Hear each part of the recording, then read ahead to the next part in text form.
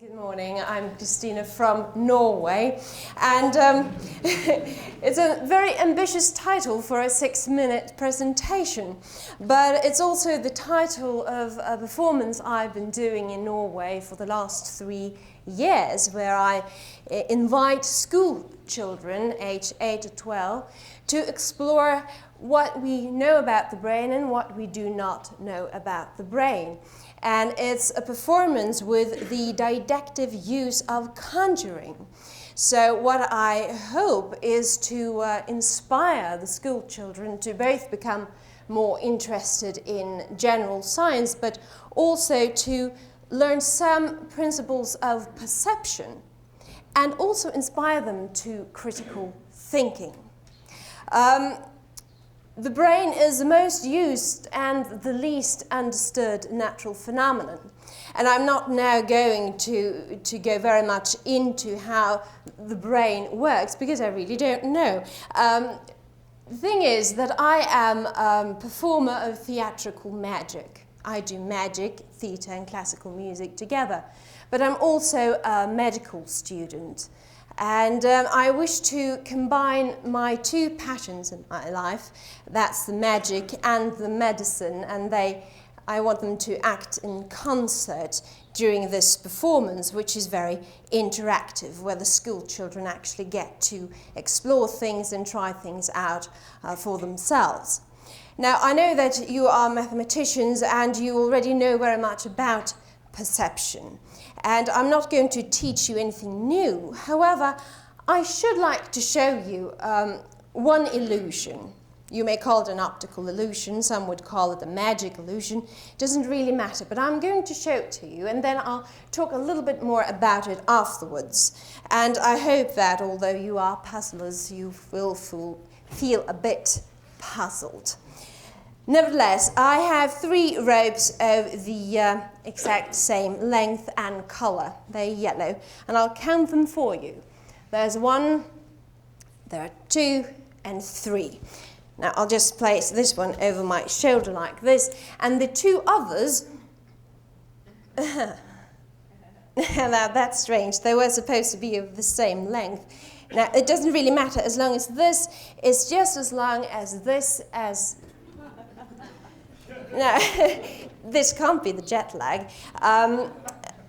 Well, let me just gather the ends to see if I have them all. Now, I have 3 ends there, another one that should normally make 4. Then there's 1 more, that's 5, and 1 last 6. 1, 2, 3, 4, 5, 6. Yes, that's correct. Ah, that's so much better. Thank you.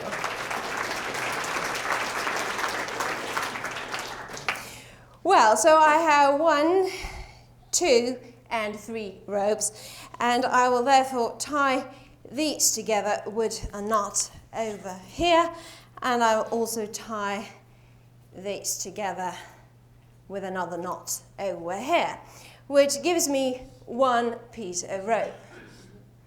Now, you may agree that it looks a bit silly with all the knots, so I will untie them. Just give me a minute, like this. Oh, wait. Aha, that's better.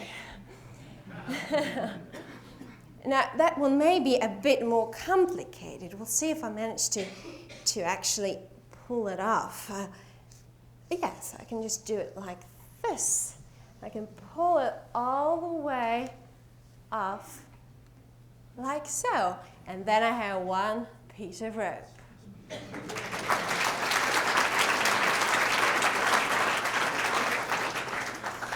I'm not going to reveal the entire secret behind this magic illusion, but I'll tell you how this works in 2 ways.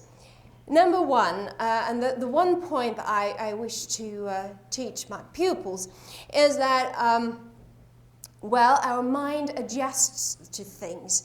We begin to expect the world to be in a certain way. And that's why I introduce the knots. We are all very familiar with knots. We tie our shoes, we tie our bags, we tie a lot of things, and knots are just not really important to us any longer.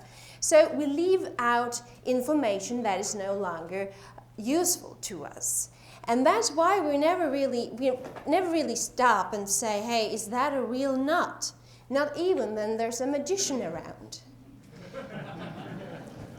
Not even you thought of that.